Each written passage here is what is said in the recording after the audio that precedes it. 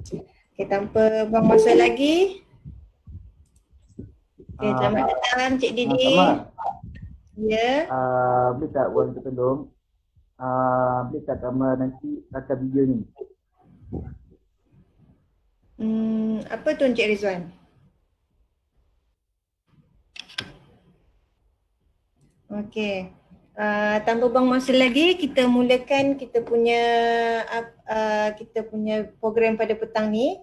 Program bicara inspirasi siri 1 yang bertajuk accessibility, inclusivity dan quality OKU di UPM. Okey.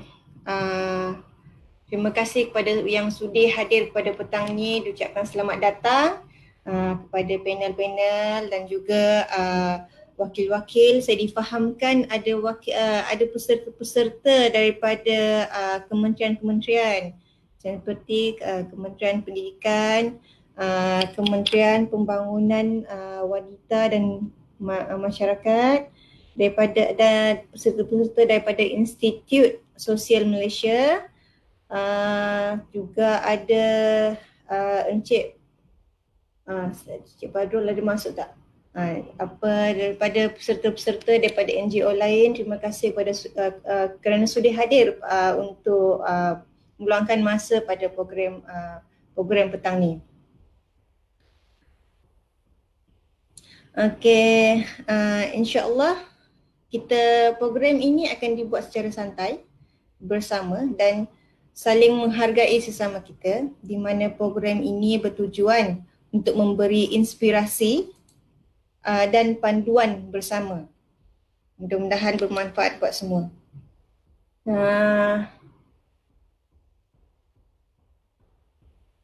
Bagi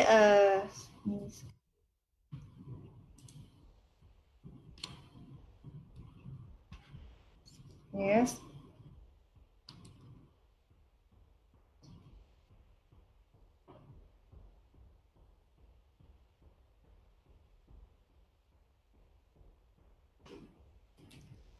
Okey, bagi memberkati majlis kita pada petang ini, saya minta Encik saudara panel kita lah, Encik Muhammad Rizwan Zakaria untuk membacakan doa untuk memulakan majlis pada petang ini. Boleh Encik Rizwan? InsyaAllah boleh. Okey, baik. Silakan Encik Rizwan membacakan doa bagi memberkati program kita pada petang ini. Silakan Encik Rizwan. Baik. Assalamualaikum warahmatullahi wabarakatuh. Al-Fatihah. A'udzu billahi minasyaitonir rajim. Bismillahirrahmanirrahim. Alhamdulillahi rabbil alamin. Ar-Rahmanir Rahim. Maliki yaumiddin. إياك نعبد وإياك نستعين اهدنا الصراط المستقيم صراط الذين أنعمت عليهم غير المغضوب عليهم ولا الضالين بسم الله الرحمن الرحيم الحمد لله رب العالمين الصلاة والسلام على أشرف الأنبياء والمرسلين وعلى آله وصحبه أجمعين. Ya Allah, ya Tuhan kami bermohon kepadamu ya Allah supaya program ini diberkati olehmu ya Allah, serta program ini dapat berjalan dengan lancar, dengan selamat dan dengan jayanya ya Allah. Itu sahaja yang kami ingin bermohon kepadamu ya Allah, agar dengan perkongsian ini dapat memberi manfaat kepada kami dan juga seluruh umat manusia di atas bumi ini ya Allah. Ya Allah, makburkanlah permintaan kami ini ya Allah. Rabbana atina fid dunya hasanah wa fil akhirati hasanah wa qina azaban nar. Wa sallallahu ala sayyidina Muhammad wa ala alihi wa sahbihi wa sallam. Walhamdulillahi rabbil alamin. Taqabbalallahu minna wa minkum.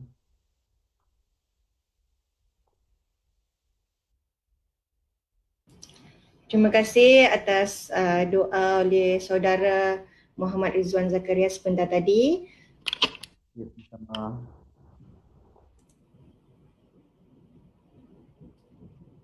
Okay.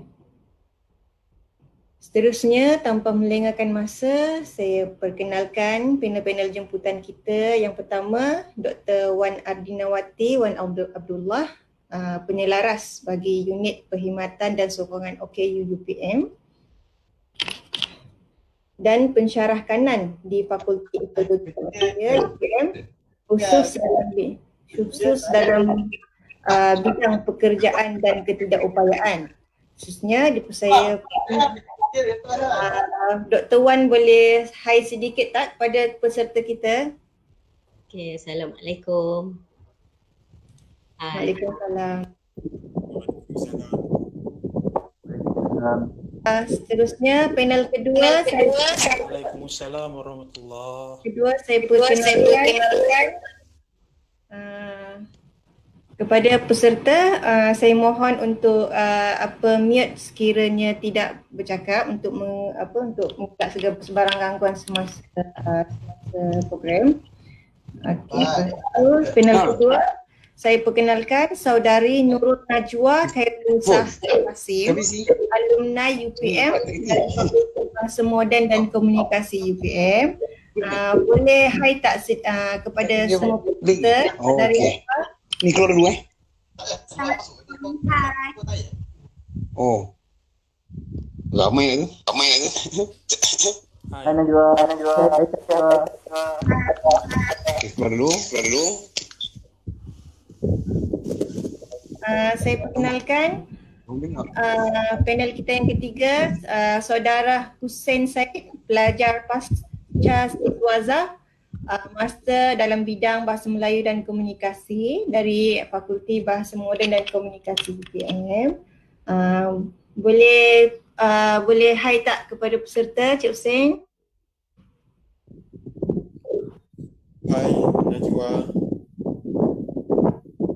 lagi Muhammad Rizwan dan yang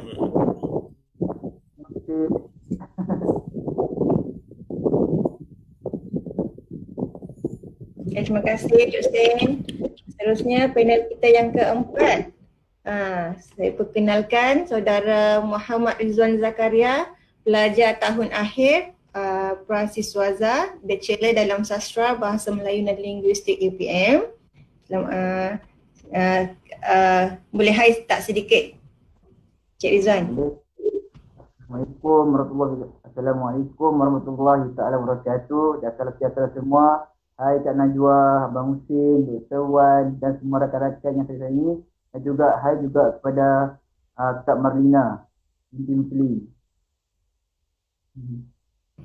Okay, Waalaikumsalam warahmatullahi wabarakatuh. Itulah semua panel-panel pada petang ni. Terima kasih atas kesudian semua panel dan semua peserta yang hadir pada petang ni sekali lagi. Okey, tanpa melengah masa, peserta-peserta yang saya hormati semua, saya jemput panel pertama kita, Dr.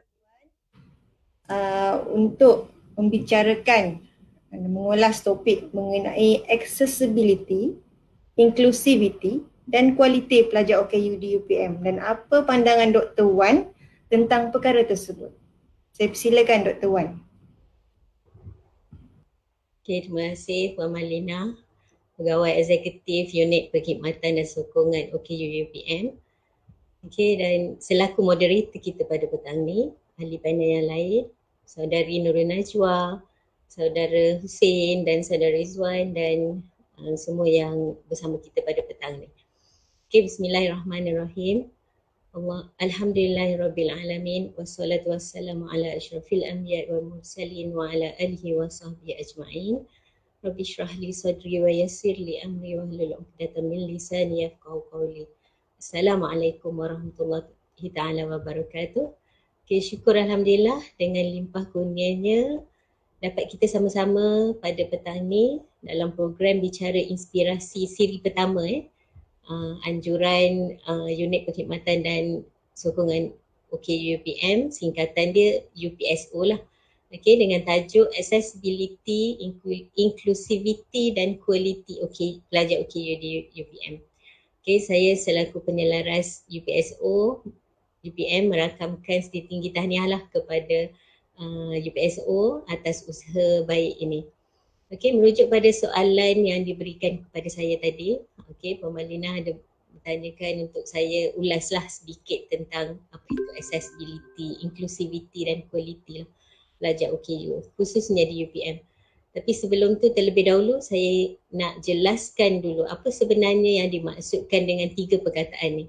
Okey, yang pertama adalah accessibility. Okey, umum kita tahu accessibility ni adalah merupakan kata pinjaman lah daripada bahasa Inggeris, accessibility.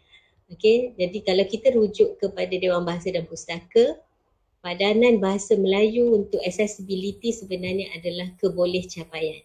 Okey, tapi sebab kita selalu sebut accessibility jarang kita nak sebut kebolehcapaian tu lah. Okey, so maksudnya kualiti apakah yang kita boleh capai? Okey, accessibility ni, kebolehcapaian. Okay, so sejauh mana kita dapat capai sesuatu perkara tu bukan sekadar merujuk kepada akses ataupun capaian persekitaran fizikal, okay, dan kemudahan-kemudahan yang kita dapat, tapi lebih daripada tu. So dalam konteks akses untuk OKU di UPM ni, kita selalunya fokus lebih kepada persekitaran fizikal dan kemudahan asas. Tapi sebenarnya tidak kurang pentingnya akses kepada pengajaran dan pembelajaran, akses kepada informasi, akses kepada pengurusan pentadbiran, akses kepada sokongan sosial. Okey, persekitaran sosial juga mainkan peranan yang penting sebenarnya. Okey, oleh sebab itulah isu accessibility ni seringkali kita katakan ia adalah satu isu yang sangat signifikan untuk kita perhatikan dan tangani bersamalah. Okey. Isu ni juga, isu accessibility ni menjadi isu hangat lah yang dibicarakan dalam dasar dan polisi, tidak kira sama ada di dalam dasar polisi nasional dalam negara kita, tapi juga dalam antarabangsa. Okey, kalau kita tengok yang related dengan OKU ni, Incheon Strategy ada disebut tentang apakah akses yang perlu kepada OKU ni. Okay, dalam UNCRPD, United Nations Convention on the Rights of People with Disabilities, dalam Akta OKU 2008 sendiri ada sebut tentang akses yang perlu kita beri kepada OKU, okay, dan juga pelan tindakan OKU. Dan sekarang ni pelan tindakan OKU yang terkini adalah untuk tahun 2016 hingga 2022. Okay, jadi banyak terdapat perbincangan tentang accessibility di situlah. Okay. Okay, itu adalah accessibility. Perkataan yang kedua yang kita nak sentuh dekat sini juga adalah inclusivity. Okay, ini lebih kepada, sama juga dia kata pinjaman daripada bahasa Inggeris juga. Dan bahasa Melayunya adalah keterangkuman. Okay, kalau kita sebut rangkum, terangkum, kita boleh nampak ia bermaksud termasuk dalam lingkungan sesuatu. Maksudnya keterangkuman tu, inclusivity ni dalam konteks OKU, kita nak OKU tu ada dalam lingkungan masyarakat. Okay, maknanya yang kita boleh faham, dia boleh, OKU tu diterima, okay, dan dihargai dan termasuk dalam sesebuah masyarakat tu.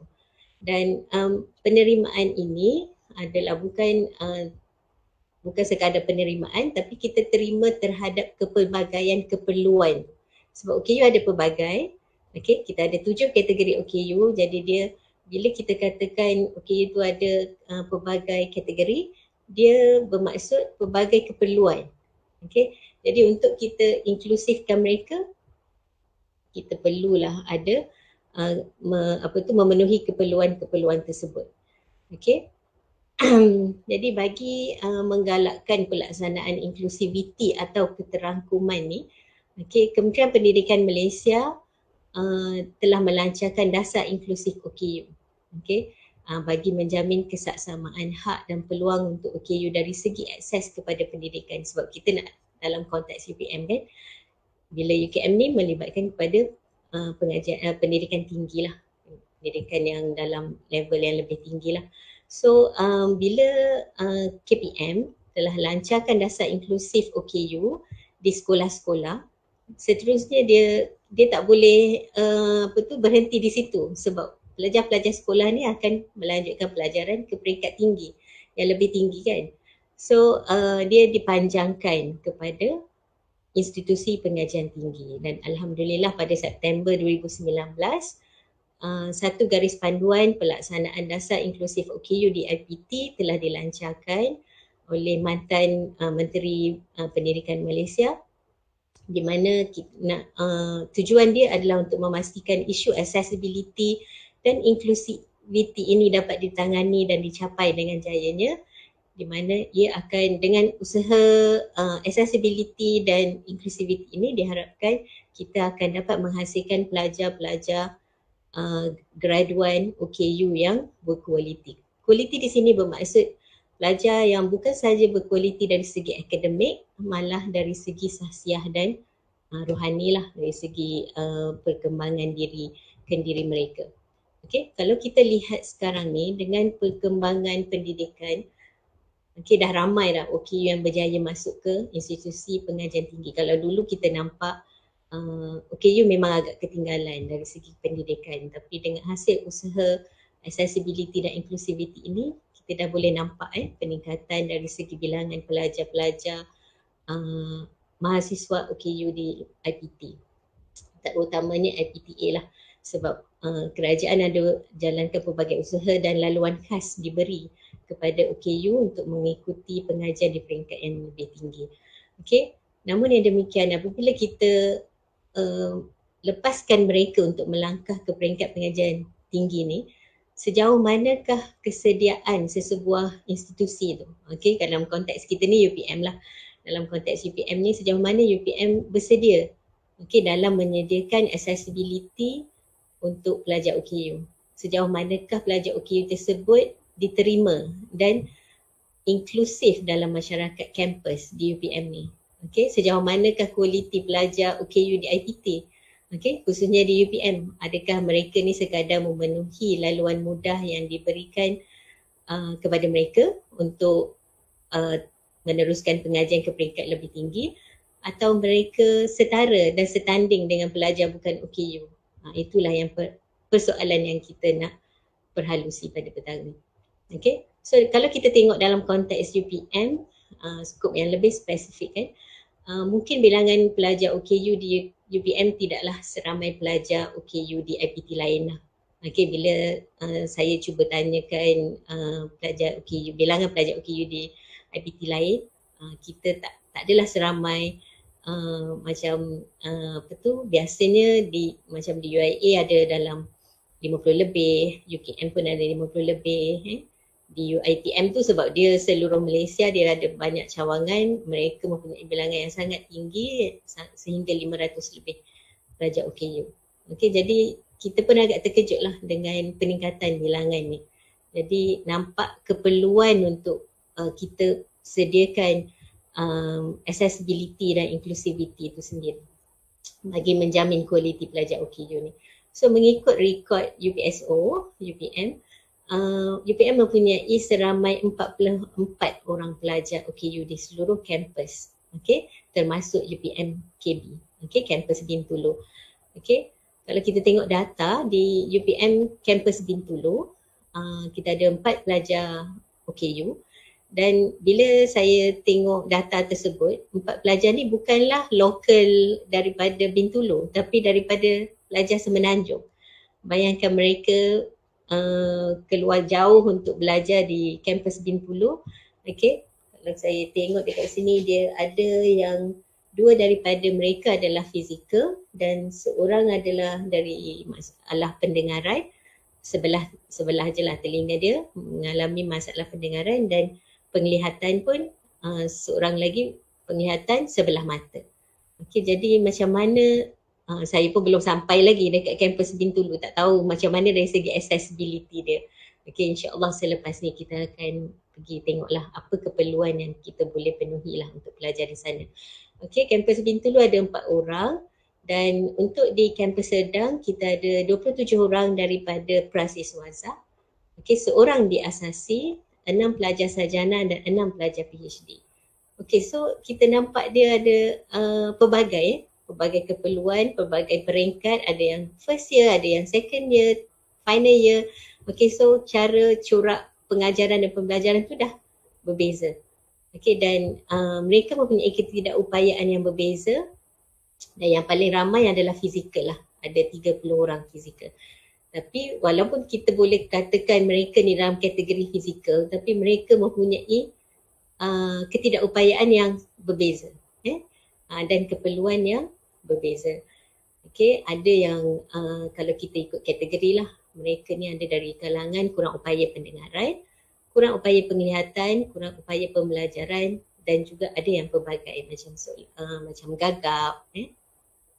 Itu kita katakan bawah pertuturan ataupun pelbagai.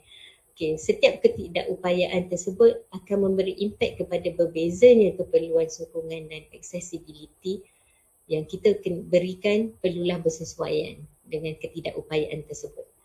Okay, dan Alhamdulillah UPM dari dulu lagi memang sentiasa menyokonglah dan membantu pelajar OKU ni di bawah perkhidmatan Had Ehwal Pelajar dan kolej masing-masing. Okay, bila kami berbincang tentang apakah bentuk bantuan dan sokongan yang telah pernah dijalankan oleh pihak-pihak kolej, okay, di bahagian ehwal pelajar, banyak sebenarnya usaha-usaha yang telah dijalankan, tapi tak ada, it is not documented lah. Okay, masing-masing bila kita biasanya kalau kita bantu pelajar OKU, kita bila dapat masalah kita akan cuba selesaikan, tapi tak ada dokumen yang kita boleh buat sebagai rujukan sekiranya berlaku lagi masalah-masalah sedemikian di masa akan datang. Jadi UPM dalam usaha untuk menambah baik perkhidmatan ni dan juga dengan adanya garis panduan penubuhan garis panduan untuk dasar inklusif OKU di IPT, UPM telah alhamdulillah menubuhkan UPSO ni, okay, dalam bagi meneruskan usaha ke arah pewujudan kampus inklusif OKU UPM. Jadi lepas ni kita akan cuba untuk menjadikan UPM sebagai kampus inklusif OKU lah. Okay, dan UPSO ni bertanggungjawab dalam memastikan kebajikan pelajar OKU dapat diuruskan sebaik mungkin. Sebab tu kita ada Puan Marlina kita, pegawai eksekutif yang memang dedicated, dilantik untuk membantu, okay, pelajar OKU ni. Okay. Terima kasih Dr. Wan. Boleh kata 24 jam Puan Mar. Sentiasa menerima pagi-pagi. Sentiasa menerima. Okay, terima kasih Puan Mar. Okay, jadi dari segi perkhidmatan sokongan akademik dan juga bukan akademik. Okay, mungkin sebelum ni kita tak nampak sangat perkhidmatan sokongan akademik tu sebab dia terletak di bawah bahagian ehwal pelajar. Okay, tapi sekarang ni alhamdulillah diletakkan direct di bawah pejabat Naib Chancellor, pejabat WC. Jadi kita akan lebih meluaslah perkhidmatan dan sokongan tu akan diberikan dari segi perkhidmatan sokongan akademik dan juga bukan akademik lah. So pada awal baru sangat penubuhan UPSO ni pun awal Januari 2020 ni. Okay. Dan bila ditubuhkan kita dah jalankan audit akses kendiri. Maksudnya kita nak try tengok sejauh mana accessibility UPM ni. Okay, dan suka saya nak berkongsi pada petang ni bila kita jalankan audit akses kendiri ni, laporan audit tersebut menunjukkan yang kita dari segi accessibility-nya mencapai 51.2%. Luluslah orang kata. Okay, walaupun tak jauh lagi nak capai 100% tu, tapi alhamdulillah kita dah separuh jalan dah. Okay, jadi orang kata dah merangkak dah. Lepas ni boleh dah nak berjalan dan berlari lah. Okay, jadi realitinya tahap accessibility di UPM ni boleh dikirakan di tahap yang memuaskan. Tapi memandangkan UPM ni adalah salah satu kampus yang lama. Okay, dan perlu banyak kita jalankan baik pulih bangunan-bangunannya dan kemudahan tu. Jadi masih banyak lompong-lompong yang perlu kita tambah baik lah. Dan kalau kita tengok tahap kesedaran dalam kalangan pihak pengurusan, okay, terhadap penyedia akses dan kemudahan mesra OKU tu masih lagi di tahap rendah lah. Okay, terutamanya dari segi sokongan perkhidmatan akademik. Okey, bila kami berkumpul dengan pelajar OKU, mereka ada meluahkan rasa apa yang mereka telah alami dan cabaran-cabaran yang telah dijalani sepanjang pengajian mereka di UPM. Nanti lepas ni kita akan dengar dengan ahli panel kita sendiri macam mana. Kalau kita tengok di UPM sendiri, perkhidmatan sokongan akademik, sistem pentadbiran dan informasi, macam mana pelajar ni nak mendaftar sedari day first day mereka melangkah ke UPM ni, cara pendaftarannya macam mana kita susun untuk pelajar OKU ni, dan informasi persekitaran sosial juga macam mana kita bentukkan menjadikan mereka rasa diterima dan inklusif. Dan juga macam mana mereka boleh melibatkan diri dalam semua aktiviti di kampus. Itu yang sangat perlu kita tambah baik lagi lah. Kalau kita tengok dari segi prasarana especially di college mungkin sebab macam saya cakap tadi, setiap OKU berbeza, jadi itu yang kita kena ada hands on lah, case by case punya penerimaan dan penyelesaian masalah tersebut. Jadi halangan-halangan seperti ini secara tak langsung akan menghalanglah pelajar untuk lebih inklusif dalam masyarakat kampus. Jadi kita nak cuba elakkan masalah dari segi prasarana tadi. Dan secara tak langsung, kalau kita gagal memberikan accessibility dan inclusivity yang secukupnya ataupun yang sesuai, ia akan menjejaskan pencapaian akademik yang berkualiti, seterusnya menghalang mereka untuk menjadi graduan yang berkualiti lah. Sebab kita nak wujudkan satu pelajar OKU yang cemerlang, pelajar OKU yang berkualiti kan. Sebab kita tahu persekitaran yang selesa, infrastruktur yang mesra OKU, sokongan sosial yang padu akan membuatkan mereka lebih bermotivasi. Dan ini akan meningkatkan prestasi akademik mereka dan pembinaan kendiri mereka. Tidak dinafikan bahawa setiap pelajar OKU ni memang mereka pun ada perasaan dan hasrat yang sama seperti pelajar lain, betul tak? Mereka nak menjadi insan yang berkualiti, yang dapat menjalani kehidupan yang baik dan dapat menyumbang kepada masyarakat kelak. Sejajar dengan motto UPM kita apa? Berilmu, berbakti. So memang banyak lagi untuk UPSO, banyak perkara yang kita cuba korek dan nak perhalusi. Contohlah macam dari segi pengajaran pembelajaran. Lokasi tempat belajar tu macam mana? Adakah accessible untuk mereka yang wheelchair? Adakah kita sensitif dengan keperluan mereka? Pihak pentadbir tahu tak ada pelajar OKU di fakulti. Kadang-kadang bila masa kita buat SS audit tu, mereka ada setengah fakulti tak tahu pun mereka ada pelajar OKU sebenarnya. Sebab agak kurang sensitif lah dengan keperluan OKU, dan OKU sendiri tidak ke depan lah untuk menyatakan dan memohon apa-apa bantuan lah dan sokongan. Dan susunan kelas mengikut kesesuaian pelajar ke untuk akses ke kuliah. Ada kes pelajar OKU ni dia bila menghadiri kuliah, ada seorang pelajar ni selalu duduk dekat atas. Kalau yang auditorium style tu kan, dia duduk kat atas. So lecturer pensyarah akan tanyalah kenapa dia tak boleh ke depan ke. Jadi rupanya sebenarnya dia ada mengalami masalah fizikal. Ada juga kes yang masalah pendengaran, bila melibatkan perlu contoh yang muat muat kan perlu ada ujian pendengaran tu, jadi mereka sebenarnya perlu pengasingan ataupun perlu keperluan lain lah, tak boleh digabungkan sekali dengan pelajar lain, macam mana bentuknya. So macam-macam bentuk sokongan yang kita perlu tangani lah. dan kita kena tengok juga mengikut kesesuaian pelajar. Okay. Contoh lain mode penilaian. Okay.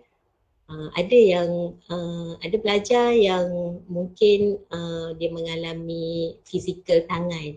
Okay, adakah mereka boleh kalau bertulis ujian secara bertulis selama 3 jam. Okay, mungkin agak penat tangan mereka ataupun jari mereka. Okay, mungkin juga boleh diteruskan dengan secara menaip. Okay, so kita boleh kita boleh sesuaikan dengan keperluan mereka. Okay. Contoh lain kalau dari segi aktiviti pelajar.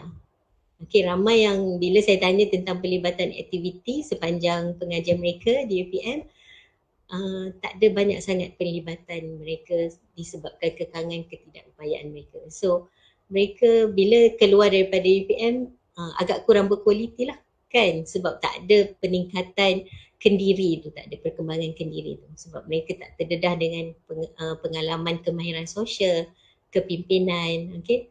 So ini akan menjejaskan kualiti pelajar OKU di UPM lah.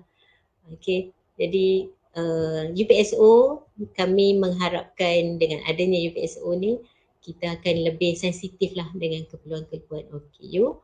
Okay, dan suka saya pada hari ni kita tampilkan 3 panelis dari kalangan pelajar sendiri, sebab kadang-kadang bila kita bincang tentang isu accessibility dan inclusivity ni, kita seringkali pihak pengurusan ni merasakan yang kita dah sediakan persekitaran yang accessible, dah banyak dah kita buat. Okay. Namun masih ada juga pelajar yang tidak dapat akses yang mencukupi. Jadi di mana silapnya? Kita kata pelajar tu sendiri ke yang salah? Jadi syukur kita pada hari ni kita nak dengarlah dari sudut pandang pelajar OKU sendiri. Jadi selaras slogan OKU ni semua tahu kan, nothing about us without us. Okay, sebab mereka yang kena nyatakan apa yang mereka rasa. Okay, barulah kita akan dapat penuhilah. Okay, saya rasa setakat tu saja dulu Mar, panjang lebar dah. Okay, terima kasih. Okay. Terima kasih Dr. Wan atas ulasan dan perkongsian Doktor. Diharap semua peserta dapat bersabar sehingga habis program untuk bertanya soalan sekiranya ada.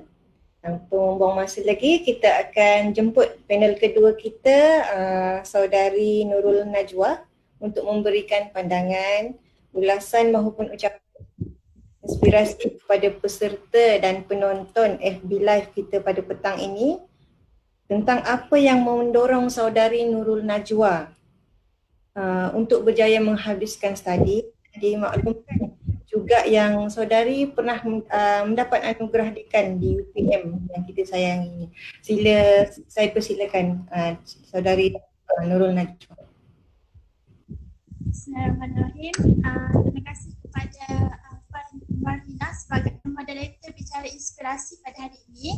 Okey, saya tujuh semester 3 tahun setengah saya di UPM. Sudah pasti banyak pengalaman dan cabaran yang saya perlu tempuhi sepanjang pengajian saya di sana.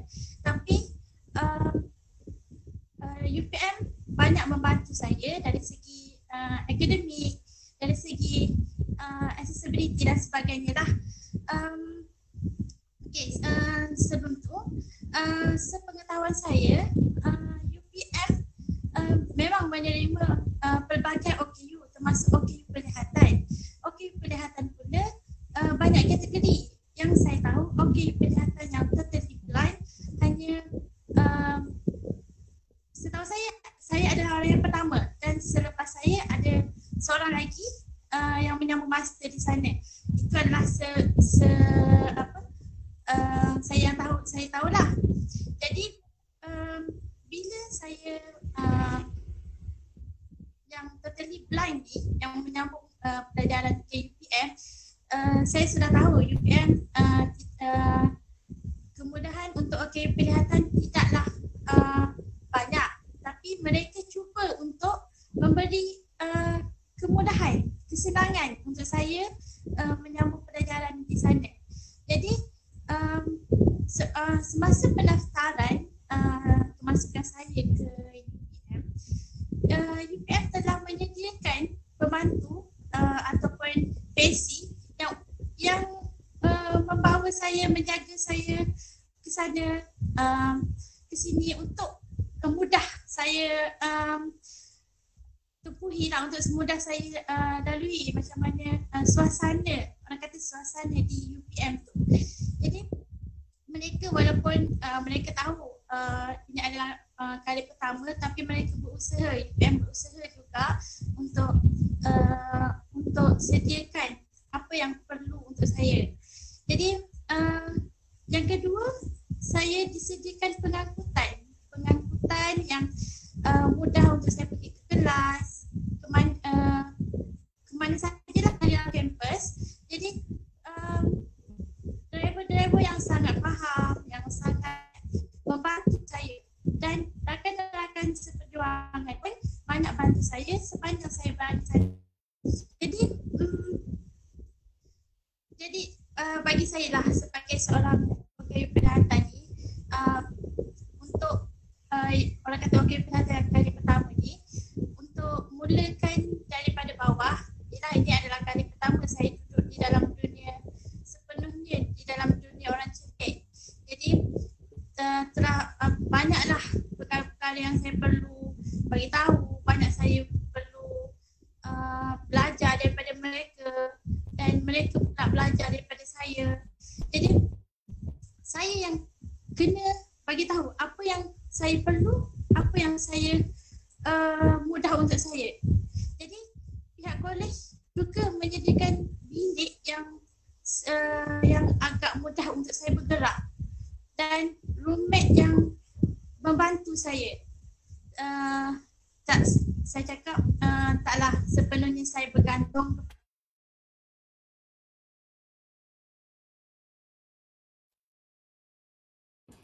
Najwa.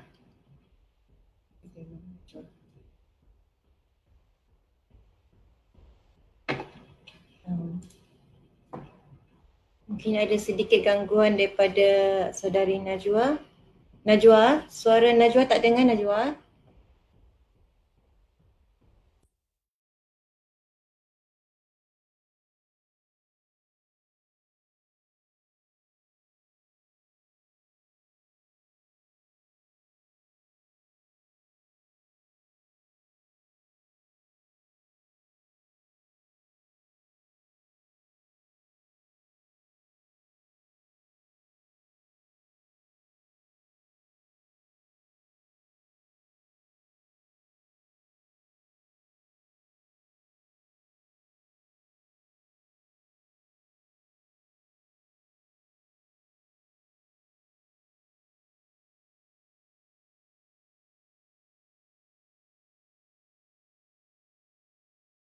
Sementara kita tunggu saudari Nurul Najwa untuk masuk semula, ada soalan tak daripada peserta?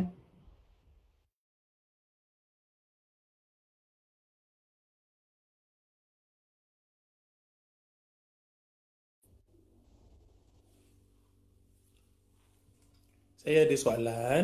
Assalamualaikum, saya ada soalan. Saya Abdul Hadi bin Ma'min dari Fakulti Sains Makanan.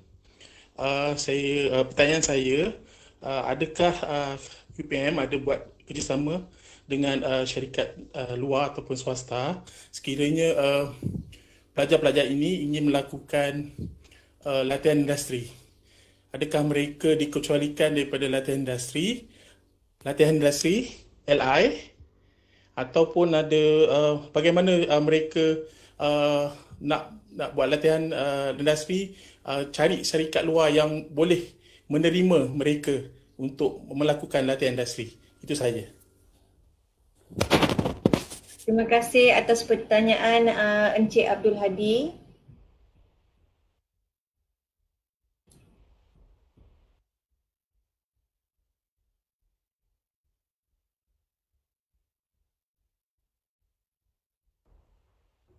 Okey, Encik kalau saya boleh menjawab tu Puan Mat. Silakan Dr. Wan.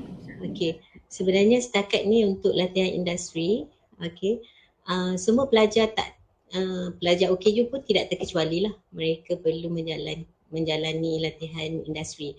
Okey, cuma mereka akan, sekiranya mereka memerlukan sokongan dan bantuan pihak UPSO, mereka sebelum ni kalau tak silap saya bahagian kaunseling. Okey, mereka ada ataupun pensyarah tu sendiri berurusan terus dengan syarikat ataupun syarikat luar dan swasta lah untuk mereka, pelajar mereka menjalani latihan tu disebabkan ada keistimewaan tersendiri. Okay, dan saya pernah uruskan seorang pelajar wheelchair, okay, yang berkursi roda untuk menjalani latihan industri di Maidin. Okay, sesuai dengan dia punya pengajian lah. Okay, dia ada buat pasal human resource. So kita tempatkan di bahagian latihan. Jadi bahagian tu adalah persesuaian dan kita akan nyatakan kepada syarikat tu bahawa pelajar ni adalah pelajar OKU dan kesesuaian tu adalah perlu. Okay, dan saya rasa dengan adanya UPSO ni, tu sebelum ada UPSO lah. Jadi selepas ni dengan ada UPSO kita akan lebih beri sokongan dan bantuan lah kepada pelajar yang akan menjalani latihan industri. Kami sangat mengharapkan kerjasama juga dengan daripada pihak fakulti lah. Sekiranya ada pelajar tahun akhir yang perlu menjalani latihan industri, boleh berhubung terus dengan UPSO lah untuk kita tengok apa keperluan yang kita boleh bantu. Okey, saya harap menjawab soalan Abdul Hadi. Terima kasih. Okay, terima kasih banyak Dr. Wan. Saya ingin tambah sedikit di UPM kita ada CHEM, itu Pusat Pembangunan Keusahawanan dan Kebolehpasaran Graduan. Ya, saya pernah bertanya kepada pegawai berkenaan dan setakat memang mereka juga ada menguruskan pelajar-pelajar OKU dan OKU-nya tidak akan kecekiran, insya-Allah. Ada dan sekiranya OKU tersebut memerlukan bantuan, kerjasama antara PTJ yang terlibat, fakulti akan diuruskan oleh Pusat Pembangunan Keusahawanan dan Kebolehpasaran Graduan tersebut. Saya harap itu boleh menjawab soalan saudara Encik Hadi tadi. Nampak? Okay, terima kasih Doktor dan Puan. Sama-sama. Nampaknya saudari Nurul Najwa, panel kita mungkin mengalami sedikit masalah teknikal. Ya, kita faham dengan keadaan beliau tersebut dan semalam pun saya ada meminta sekiranya beliau ada pembantu ya untuk menggunakan masuk ke dalam online program online ni. Okey, tanpa seterusnya saya menjemput panel seterusnya iaitu Encik Saudara Husain Said, itu pelajar pasca siswaza, master dalam bidang Bahasa Melayu dan Komunikasi dari Fakulti Bahasa Moden dan Komunikasi. Kita petang ni diharap Saudara Husain boleh berkongsi kepada kita apa yang membuatkan Saudara Husain untuk kekal di UPM daripada bachelor sampailah ke peringkat master. Dan daripada menurut sumber-sumber orang lain, Encik Husain ni seorang yang rajin dan cekal semasa membuat kerja-kerja, ada juga membantu pegawai-pegawai yang lain semasa keberadaan Encik Husain di sini. Boleh Encik Husain kongsikan ataupun memberi inspirasi kepada kami semua tentang pandangan ulasan Encik Husain sepanjang Encik Husain berada di UPM. Dipersilakan Encik Husain. Okey, Assalamualaikum warahmatullahi wabarakatuh. Terima kasih Puan Marlina moderator, sebagai moderator. Apa yang menjadi pendorong saya untuk menyambung pengajian daripada peringkat bachelor sehingga master adalah kerana orang-orang di sekeliling saya sentiasa memberikan dorongan dan sokongan kepada saya. Misalnya pensara sentiasa memberikan tunjuk ajar,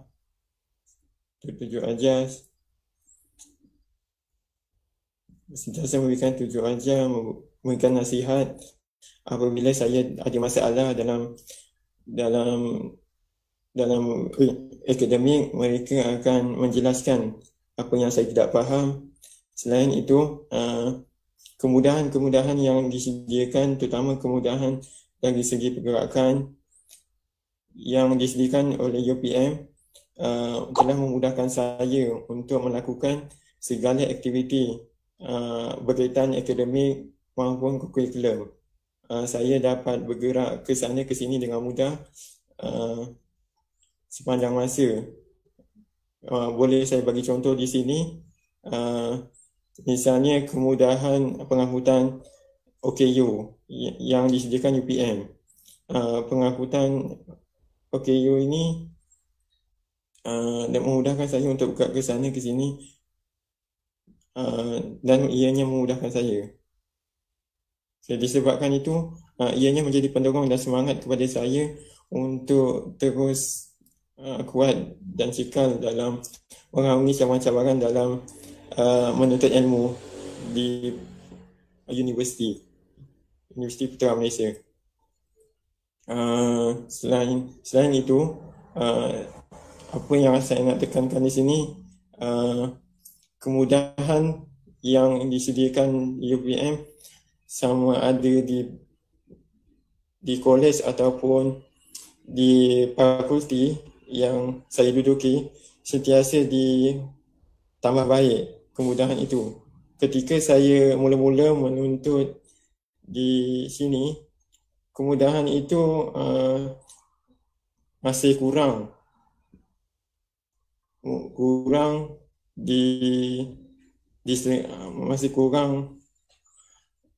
masih kurang. Namun apabila masa semakin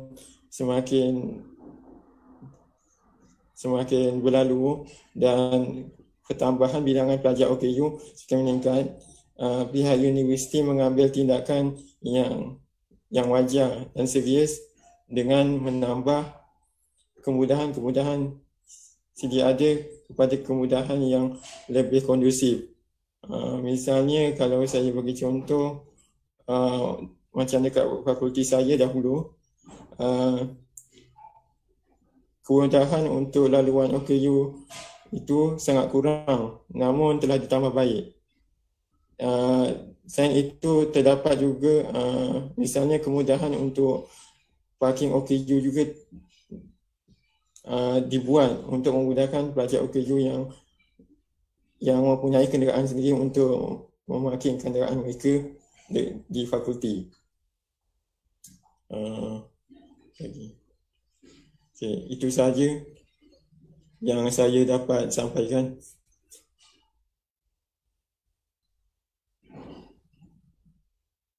Okay, terima kasih Encik Usain. Ada apa nasihat Encik Usain kepada saudara-saudara kita di luar sana supaya untuk motivasi mereka untuk masuk ke universiti? Boleh Encik Usain bagi sedikit nasihat tak?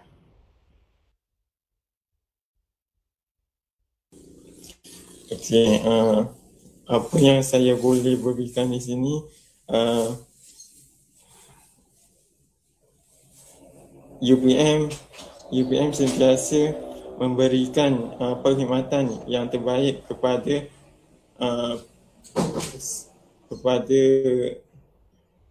pelajar-pelajarnya sebagai yang kita tahu pelajar ini adalah aset bagi siswa negara.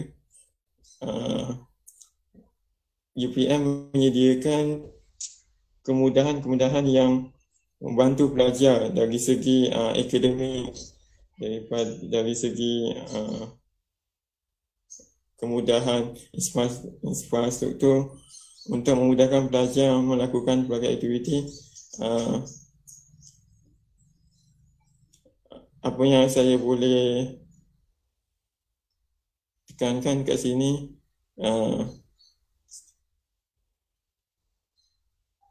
pilihlah UPM sebagai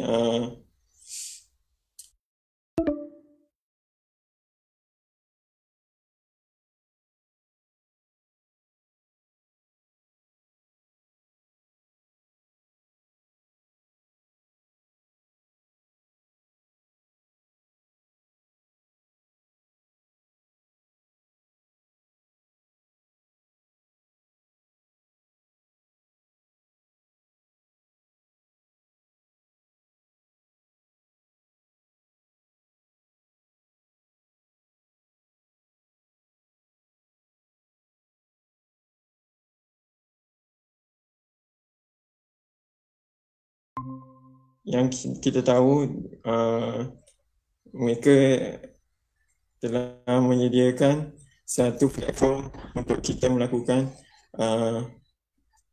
aktiviti sepertinya perniagaan ataupun menyediakan kursus-kursus yang dapat membantu pelajar meningkatkan sasiah dan kurikulum.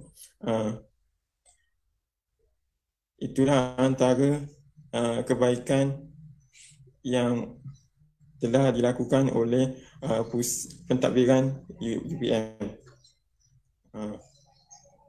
Jadi amat digalakkan kepada sesiapa yang ingin menyambung pengajian, pilihlah UPM sebagai salah satu universiti terbaik pilihan anda. Itu saja. Okay, terima kasih banyak Encik Hussain atas perkongsian yang diberikan.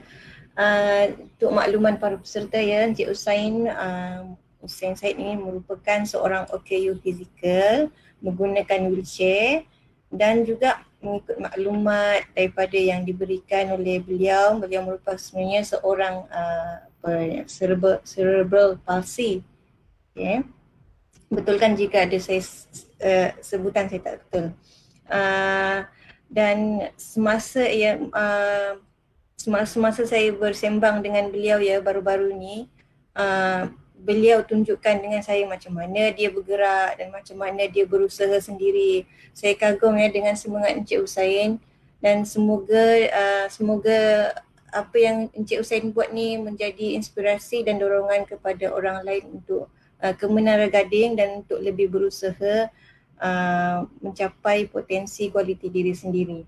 Okay, seterusnya, terima kasih Encik Hussain atas perkongsian tadi. Seterusnya, tanpa melengah masa lagi, kita jemput panel kita yang terakhir, iaitu saudara Muhammad Rizwan Zakaria untuk memberikan pandangan, ulasan maupun ucapan inspirasi buat semua, dan juga pada peserta dan penonton FB Live pada petang ni.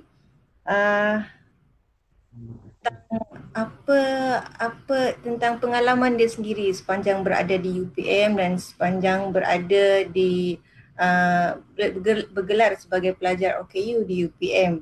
Sekarang Cik Muhammad Rizwan juga merupakan seorang pelajar tahun akhir ya. Dipersilakan Cik Muhammad Rizwan untuk berkongsi. Terima kasih. Assalamualaikum dan salam sejahtera. Terima kasih kepada Puan Moderator iaitu Kak Marlina. Baiklah, di sini sebelum tu saya ingin memperkenalkan nama saya yang diberi adalah Muhammad Rizwan bin Zakaria. Nama timbangan saya adalah Wan. Baiklah, saya merupakan pelajar mahasiswa OKU dalam bidang Bachelor Sastra Bahasa dan Linguistik Melayu pada tahun akhir ini. Baiklah, sebelum tu saya ingin berkongsi pengalaman saya juga. Minta izin ingin berkongsi pengalaman saya juga sebelum saya menjejak kaki di UPM. Dan berkongsi juga selepas saya berada di UPM. Baiklah. Sebelum saya menjejakkan kaki di Universiti Awam, saya sentiasa berusaha untuk belajar ke peringkat yang lebih tinggi, iaitu di mana semasa saya di bangku sekolah rendah, saya merupakan seorang pelajar yang tidak tahu membaca dan menulis dan seringkali dipandang rendah oleh para guru. dan ada yang mengatakan saya ini tiada harapan untuk belajar jadi lebih baik. Tidak mengapa, saya dimasukkan ke sekolah pendidikan khas integrasi. Dari situ saya berazam dan terus berazam dengan sokongan ayah saya dan arwah ibu saya untuk saya rajin membaca dan menulis. Jadi daripada situ ayah saya sentiasa membeli buku dan bahan tulis agar saya rajin membaca. Dan bila saya rajin membaca, alhamdulillah saya dapat menguasai mata pelajaran seperti mana kanak-kanak normal yang lain menguasai mata pelajaran.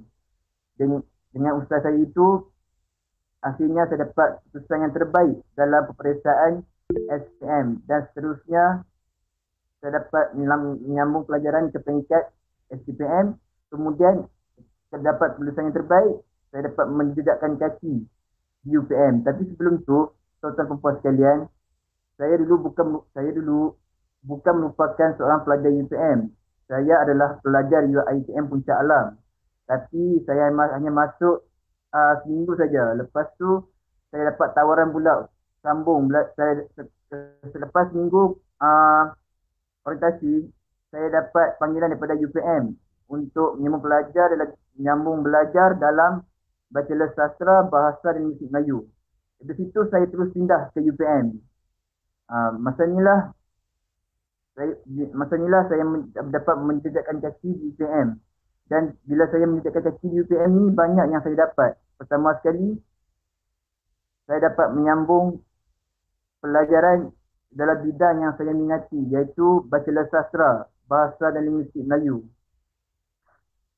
Dalam bidang ini banyak yang saya pelajari apa yang saya tak tahu sebelum ni, iaitu bidang bahasa Melayu. Saya ingatkan belajar tentang karangan, tentang buat ayat, rupanya banyak saya belajar, iaitu tentang aspek yang dalam, dia aspek fonologi, semantik dan sejarah bahasa Melayu. Daripada situ saya belajar, saya jatuh cinta dengan bahasa Melayu dan saya berazam untuk jadi mahasiswa OKU yang pertama berjaya dalam membangunkan dan memajukan bahasa Melayu setaraf dengan bahasa-bahasa lain. Yang kedua pula, apabila saya dapat menyambung pelajaran ke peringkat Yang kedua pula, apabila saya dapat menyambung pelajaran ke Institut Putera Malaysia, saya dapat cengkam kerjaya yang saya minati, iaitu saya dapat menyertai satu badan uniform di IPTA, iaitu dapat menyertai pasukan latihan pegawai simpanan Palapes Darat. Daripada itu saya membuktikan bahawasanya saya pun walaupun masuk TU, saya dapat menyertai latihan ketenteraan yang mana dikatakan OKU ni sebenarnya tidak layak untuk menyertai latihan ketenteraan, tapi saya boleh buktikan apabila saya masuk Palapes, saya dapat berjumpa dengan para jurulatih yang agak tegas dan garang. Tapi sebenarnya walaupun mereka garang, di sebalik kegarangan mereka tu, mereka terharu melihat saya sebagai OKU tahan nasak dalam apa jua latihan yang dikatakan latihan kekerasan dalam tentera. Bila saya hadapi latihan tersebut, jurulatih kagum dan jumpa pada saya dan mengatakan kepada saya, Rizwan, walaupun kamu OKU, saya nak kamu buktikan bahawa OKU kamu boleh bertauliah sebagai seorang lieutenant muda. Tapi rezeki saya amat pendek, saya tak dapat nak habiskan latihan selama 3 tahun. Dan saya hanya berlatih sampai peringkat junior saja dan saya keluar. Saya macam putus asa. Kemudian apabila saya keluar tu, saya tak pernah putus asa dan berazam bila habis belajar ni, saya nak sambung latihan untuk tetap pula selepas hari belajar ni. Maafkan saya cerita itu pula, okey. Apa yang saya dapat selama ini, tuan dan puan sekalian, saya dapat sambung ke UPM ni. Saya dapat buktikan bahawa OKU macam saya ini berguna untuk agama, bangsa dan negara. Dan sampai juga saya dapat pengalaman baru, iaitu bila saya masuk Institut Putera Malaysia ni, saya dapat bantuan daripada DHET, iaitu saya mula-mula masuk ke UPM, saya tidak tahu bahawasanya ada kemudahan-kemudahan yang ditawarkan daripada pihak UPM kepada mahasiswa TU. Sebab kan saya cakap sebelum SEM 2, semasa SEM 1, saya terus masuk Palapes, dan bila saya masuk Palapes tu saya tak tahu dengan bantuan yang diberi oleh UPM kepada mahasiswa TU. Apabila masuk SEM 2, saya hampir nak berbaris, baru saya tahu ada sebenarnya bantuan untuk TU. Ketika itu saya dalam sekatan untuk daftar subjek bagi mata pelajaran dalam linguistik Melayu untuk semester kedua.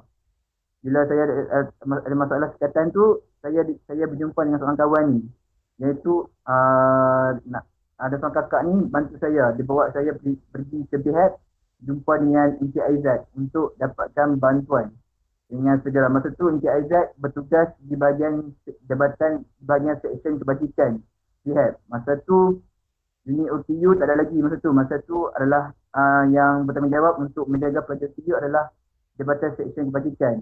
Ketika itu kami di bawah Encik Aizat lah masa tu. Masa tu saya jumpa Encik Aizat, saya mohon bantuan KPC. Daripada situ saya tahu bahawasanya UPM telah lama sediakan bantuan untuk golongan OTU. Cumanya bantuan tu maklumat tentang bantuan tu ramai pelajar OTU yang tak tahu pada masa tu, sebab seperti yang Dr. Wan ulaskan tadi, sebelum tu segala bantuan untuk mahasiswa TU digabungkan di bawah BHAT, iaitu di bawah seksyen kebajikan. Tapi sekarang alhamdulillah UPM telah berjaya membuat penambahbaikan pada dengan menubuhkan satu unit khas OPU, iaitu unit sokongan dan bimbingan OPU Universiti Putra Malaysia ataupun UPSO. Dari situ saya dapat banyaklah segala kemudahan yang dapat membantu saya, dan juga ketika saya belajar dalam kuliah,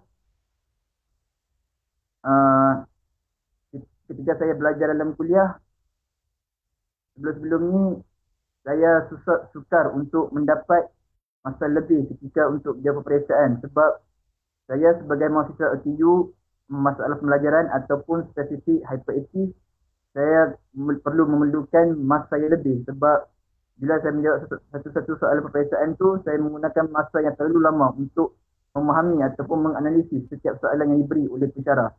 Jadi pasal SEM 1 tu prestasi saya merosot, dan saya dapat keputusan yang cemerlang SEM 1.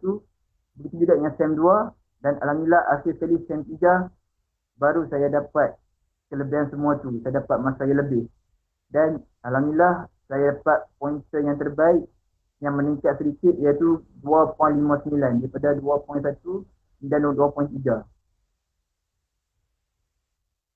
Lepas tu next SEM seterusnya, saya berani memberitahu kepada pensyarah bahawasanya saya ini adalah pelajar mahasiswa TU, dan saya perlu accessibility, iaitu perkara-perkara yang boleh membantu saya untuk keboleh capaian yang tinggi dalam pelajaran. Jadi saya beritahulah saya perlukan masa lebih, dan saya perlu bertanyakan soalan setelah habis kuliah. Tapi alhamdulillah saya dapat apa yang saya nak selama ini, dan alhamdulillah sekarang ni saya berada di tahun akhir dan dapat meneruskan pelajaran dengan hati yang senang, dan juga dapat meneruskan pelajaran dengan hati yang gembira, dan dapat apa yang saya nak selama ini. Itu sajalah saya buka soalan kepada tuan-tuan puan sekalian. Okay, terima kasih banyak Saudara Muhammad Rizwan atas perkongsian yang diberikan. Bukan mudah ya bagi Saudara Muhammad Rizwan sebagai OKU Pembelajaran berada bersama-sama di dalam komuniti yang besar seperti UPM dan lain tempat, tapi alhamdulillah beliau seorang yang cekal. Saya lihat tadi Cik Nurul Najwa dah masuk semula. Cik Nurul Najwa, ada apa-apa yang ingin dikongsikan lagi tak bersama peserta? Terlebih dahulu saya minta maaf, mungkin masalah internet atau handphone. Dengarkan suara saya? Ya, dengar. bagi tahulah pengalaman saya tak tahu sama mana, tapi macam mana pun saya boleh bagi tahu kalau OKU yang masuk ke universiti, tak kira lah universiti mana, terutama universiti UPM, kita perlu jangan risau walaupun sekarang kemudahan masih orang kata untuk dibaik pulih penambahbaikan, jadi tidak perlu risau. So, UPM menyediakan pihak-pihak yang boleh OKU rujuk. Jadi dekat situlah perlu kita sendiri perlu tunjukkan diri kita dan perlu bagi tahu apa yang kita kehendaki. Dan nasihat saya, jangan takut untuk memilih mana-mana universiti, terutama UPM, kerana macam mana pun perlu buat semangat lah untuk meneruskan pelajaran tu. Terima kasih. Terima kasih banyak Saudari Puan Mas, Najwa. Ya, Cik Rizwan. saya lupa nak beritahu tadi dekat para penonton, iaitu pengalaman baru dan cabaran baru. Baiklah, di sini sebelum saya menyambung pelajaran, ketika saya berada di UPM, cabaran baru yang saya hadapi adalah cabaran baru yang saya hadapi adalah seperti ketika saya dalam cabaran baru, saya terpaksa menghadapi satu kesan itu secara bersendirian tanpa bantuan rakan-rakan yang lain. Ada bantuan rakan-rakan yang lain tetapi tidak semua. Kadang-kadang saya tertinggal arahan pensyarah dan tak ada rakan-rakan yang, tidak semua ada rakan yang cuba ingatkan saya. Kadang-kadang bila saya tertinggal tu, saya cepat-cepat dapatkan kembali arahan daripada pensyarah tersebut dan saya dapat lakukan dan saya terus dapat lakukan tugasan yang diberikan oleh pensyarah. Dan sebab itulah saya berharap kita sudah ada garis panduan ini dan UPM sudah berjaya membuat penambahbaikan. Saya berharap kali ini kita sudah ada satu sistem di mana para pensyarah sudah sedia maklum bahawasanya memang ada pelajar-pelajar masuk OKU, terutama sekali masuk OKU pembelajaran, terutama sekali kepada pelajar autism, hyperaktif. Pensyarah dah tahu dalam kelas itu sudah ada pelajar-pelajar seperti ini dan mereka akan membuat tindakan yang selanjutnya kepada pelajar ini. Apa keperluan yang diperlukan oleh pelajar. Itu sajalah pandangan saya hari ini. Terima kasih. Okey, terima kasih banyak Encik Muhammad Rizwan. Okey, sebelum saya buka kepada soalan seterusnya, saya tengok ada satu soalan daripada ruangan chat ni daripada Encik Ahmad Zulkifli tentang apa kemudahan khusus sebenarnya yang disediakan kepada OKU di UPM. Setakat ni yang dikongsikan agak umum. Okey. Sebenarnya banyak. Sebenarnya untuk kriteria yang soalan kedua saya baca dulu soalan kedua tentang audit lepas tu tentang audit yang mencapai kira-kira 51% tersebut instrumen. Okey, Dr. Wan nak jawab ke ataupun kita bincang bersama-sama? Okay, saya rasa untuk ni Mar lebih layaklah untuk membincangkan tentang kemudahan khusus yang telah ada dan juga instrumen elemen-elemen yang diukur dalam DSS tu.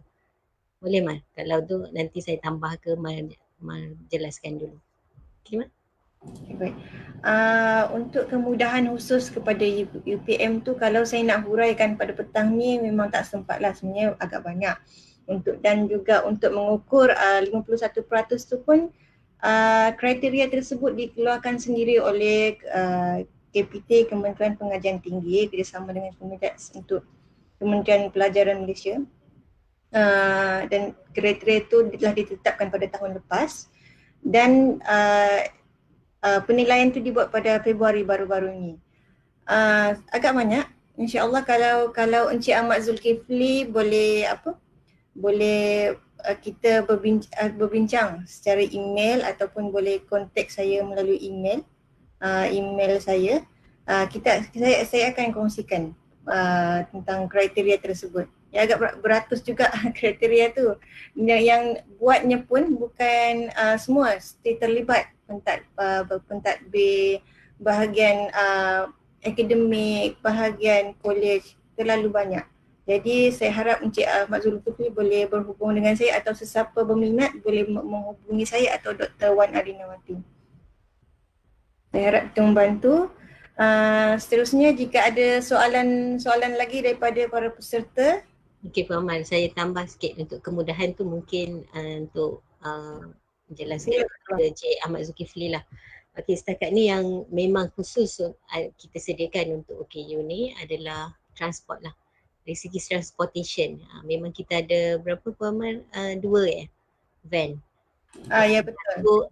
Satu disedekahkan oleh Wazan, okey, dan satu bahagian BHAP lah. Okey, transport ni khusus untuk pelajar OKU untuk ke kuliah. Okey, dan juga untuk menghadiri apa-apa kursus ataupun program yang berkaitan dengan pelajar OKU lah. Okey, jadi sebabnya kenderaan ni adalah accessible lah. Maksudnya dia boleh nak angkat pelajar yang berkursi roda semua untuk pergi ke kuliah.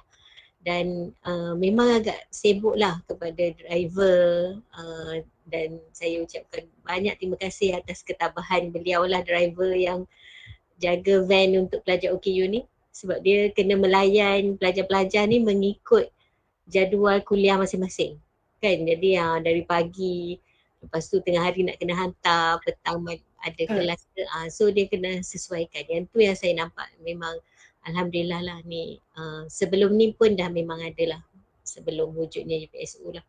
Okey, yang kedua adalah dari segi college lah.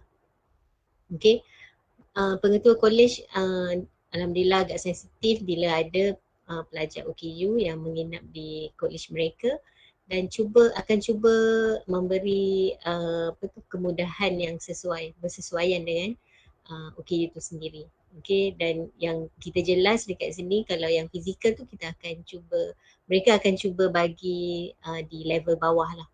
Okey, ada juga pelajar OKU ni rasa macam terpinggir lah, kawan dia dekat tingkat atas, dia nak duduk, dia terpaksa duduk kat bawah, jadi susah nak jumpa kawan, biasalah kan. Macam-macam kerenah macam tu lah. Jadi kita nak tengok macam mana.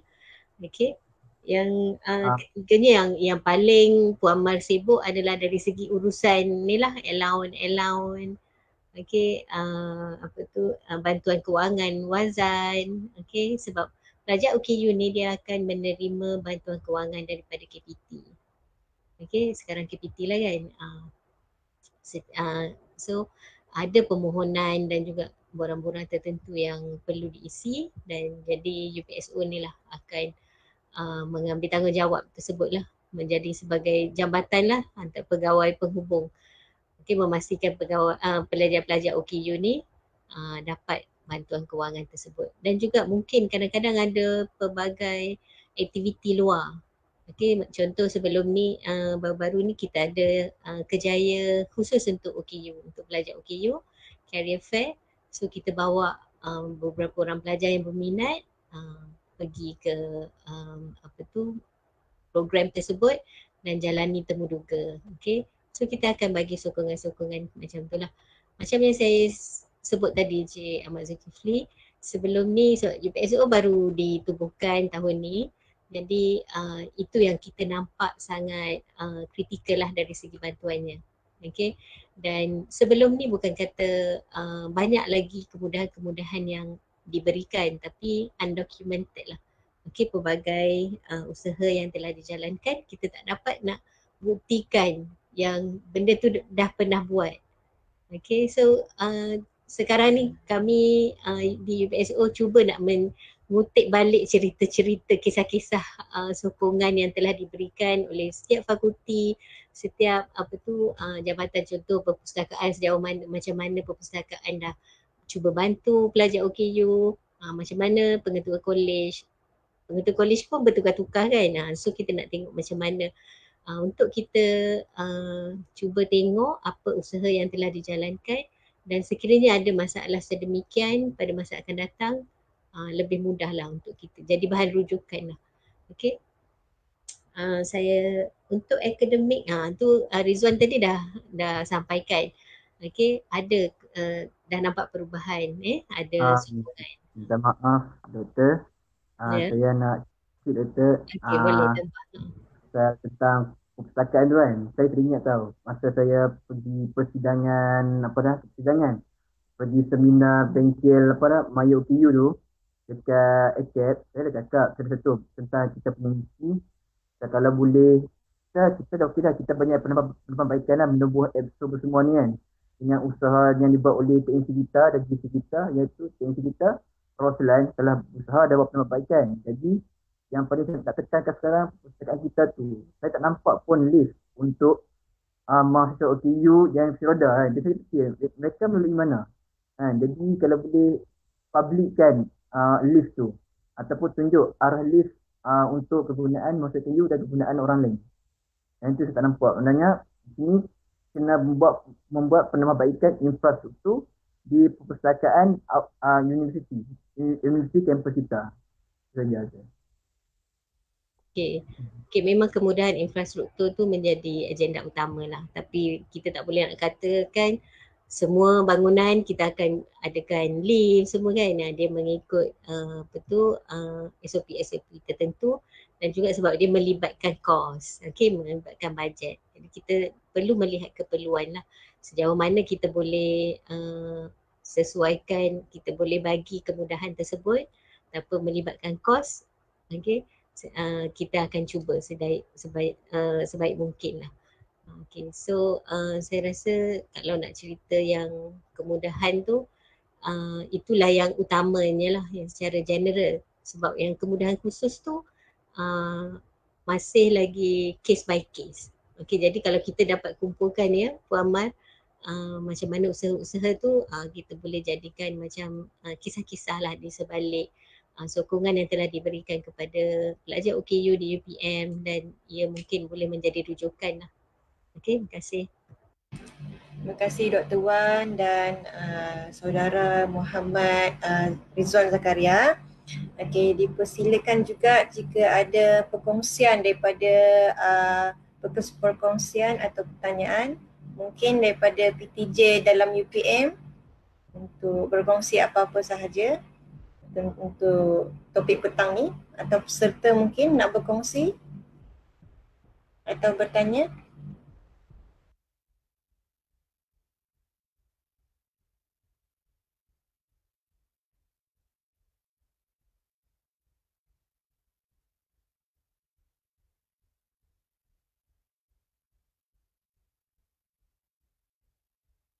Rasanya ramai ni para penonton dan peserta ni Puan.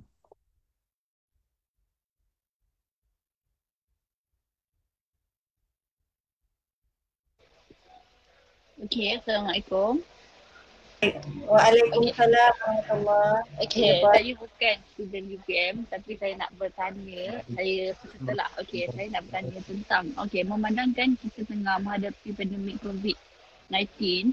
Okey, so kelas pun tak dibuka, so student perlu belajar secara online. So saya nak tanya macam mana persiapan UPM sendiri untuk menghadapi norma baru, iaitu belajar secara atas talian dan juga peperiksaan secara online. So apa usaha ataupun persiapan yang UPM sendiri buat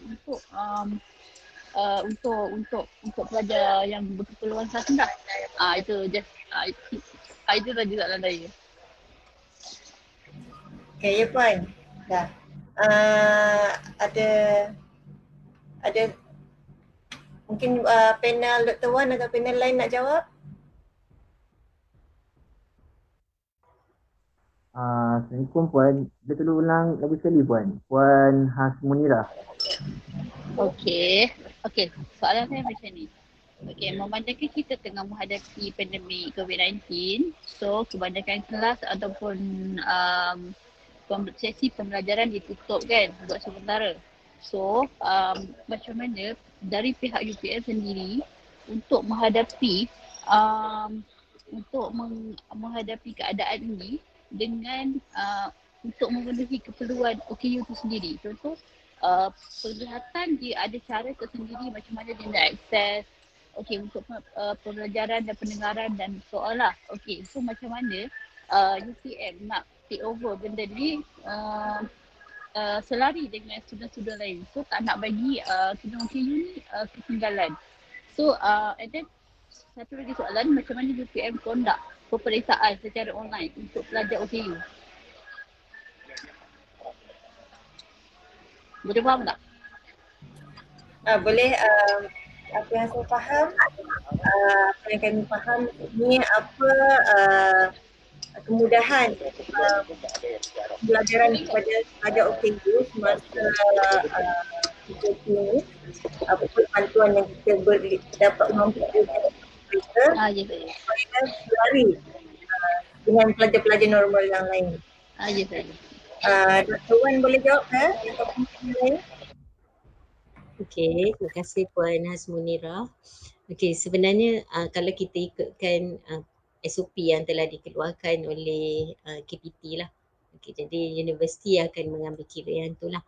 Okey, pelajar OKU, mana pelajar OKU yang merasakan mereka menghadapi kekangan lah dari segi kuliah dan juga penilaian, okey, peperiksaan secara online. Mereka boleh hadir semula ke kampus. Okay, boleh memohon untuk hadir dan sekiranya mereka perlukan kepada face to face teaching dan juga ialah corak pengajaran dan pembelajaran yang sebelum ni mereka tak boleh gunakan secara online, kita boleh beri kelonggaran kepada mereka. Tapi sekiranya mereka merasakan yang mereka boleh menjalankan peperiksaan secara online, itu bergantung kepada keperluan mereka sendirilah. Setakat ni kita hanya buat secara general macam tu dan belum lagi diputuskan untuk corak peperiksaan pun bahagian akademik belum putuskan macam mana bentuk lagi. Cuma kita tahu secara online. Okay. Dan kami sebenarnya para pensyarah pun masih menunggu-nunggulah arahan. Okay, macam mana bentuk soalan dia dan memang saya agak risaukan pelajar-pelajar OKU di UPM lah. Memang sebab sebelum ni pun dah ada survey berkaitan persiapan, kesediaan pelajar OKU macam mana menerima pembelajaran secara online. Okay, kalau saya sebagai pensyarah, saya rasa yang bukan OKU pun hadapi masalah yang sama. Okay, especially dari segi perhatian, dari segi macam mana nak dapatkan komitmen yang sebetulnya dalam kelas, memang sangat berbeza. Jadi untuk dapatkan peperiksaan, corak peperiksaan tu pun memang kita belum pasti lagi. Dan insyaAllah UPM untuk jadualnya dijadualkan penghujung Jun atau penghujung Julai ataupun awal Ogos adalah merupakan minggu peperiksaan. Jadi masih lagi kami menunggu arahan lah. Dan saya selaku penyerahan CPSO mewawarkan dekat sini juga kalau sekiranya pelajar memerlukan bantuan pihak kami untuk bercakap terus dengan pihak fakulti dari segi menjalankan peperiksaan ni, kami alu-alukan lah sebarang permintaan tersebut. Okey, terima kasih Cik Hasmunira. Harap itu je saya boleh cakap. Okey, tak apa. Cik Hasmunira daripada mana? Saya daripada UM. Kawan kepada Najwa. Kawan kepada? Nurul Najwa. Okey, Nurul Najwa. So actually kita orang menghadapi masalah yang sama sebenarnya sebab saya sendiri masalah melihatan tapi saya still boleh melihat tapi masalah yang paling besar sebenarnya adalah daripada segi mentaliti ataupun stigma masyarakat tentang OKU itu sendiri.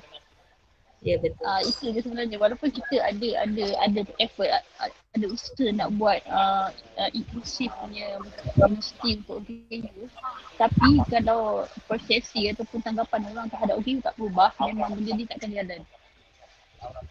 Itu yang saya cakap tadi, persekitaran sosial tu mainkan peranan yang penting. Ya, betul. Peranan sosial. Ya. Okey.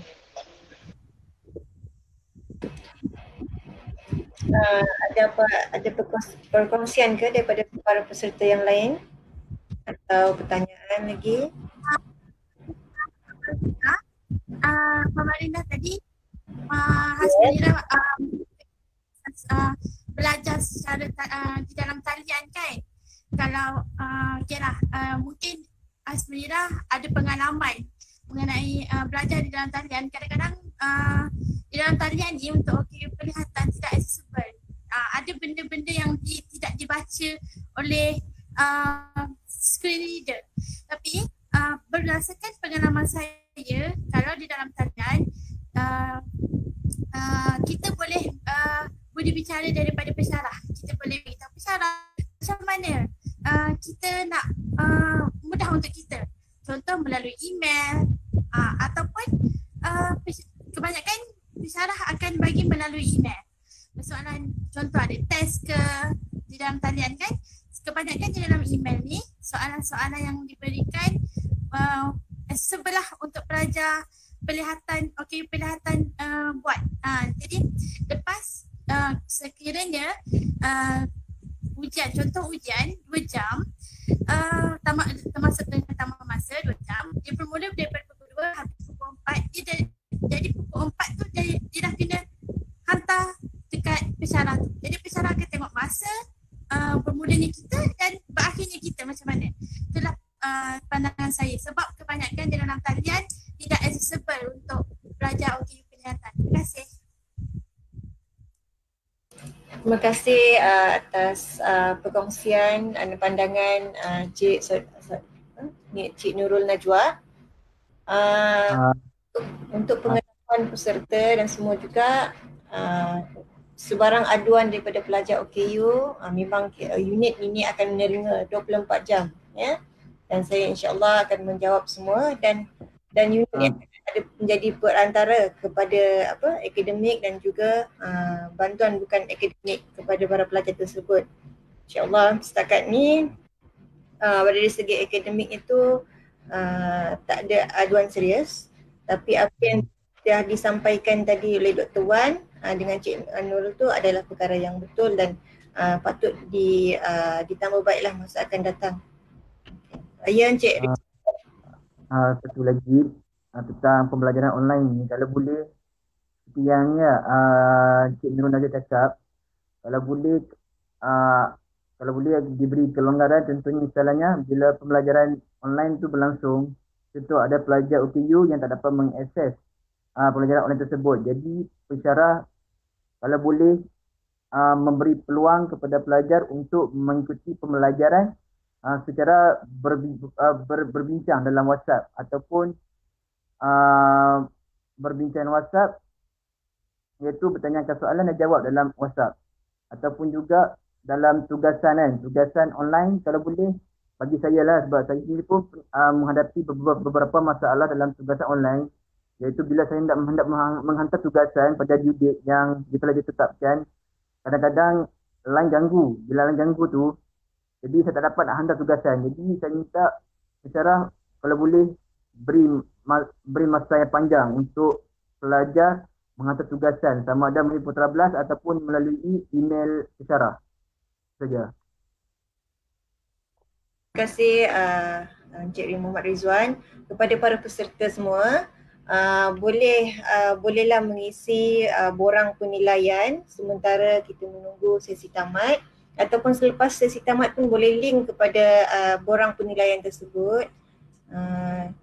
Boleh beri komen dan ulasan semua untuk penambahbaikan kami, dan borang pendaftaran tersebut juga masih boleh diisi untuk rekod kepada unit kami. Dan untuk pengetahuan peserta juga, minggu depan ada siri kedua untuk bicara inspirasi bertajuk OKU berbakti dan berketerampilan pada masa yang sama, hari yang sama. Nanti saya akan insya-Allah kami akan kongsikan link dan juga poster berkenaan dengan siri tersebut. Diharap semua peserta dan penonton yang hadir pada petang ini juga dapat turut sama sertai lagi pada minggu depan. Okey, rasanya jika sekiranya ada sebarang persoalan ataupun pandangan yang ingin dikongsikan, boleh berhubung dengan unit kami dan juga boleh melawat FB unit perkhidmatan dan sokongan UPM, dan juga boleh email terus kepada kami atau juga telefon, dan juga boleh telefon kepada kami. InsyaAllah kami akan cuba memberi maklum balas sebaik mungkin. Dan terima kasih kepada panel-panel pada petang ini yang sudi meluangkan masa berkongsi. Penuh semangat Dr. Wan, Cik Nurul Najwa, Cik Hussein dan Cik Muhammad Rizwan. Terima kasih atas perkongsian pada petang ini. InsyaAllah pada siri yang akan datang nanti kita akan tambah baik daripada berbagai sudut, dan kami memohon maaf sekiranya ada kekurangan dan kesilapan kata-kata daripada kami.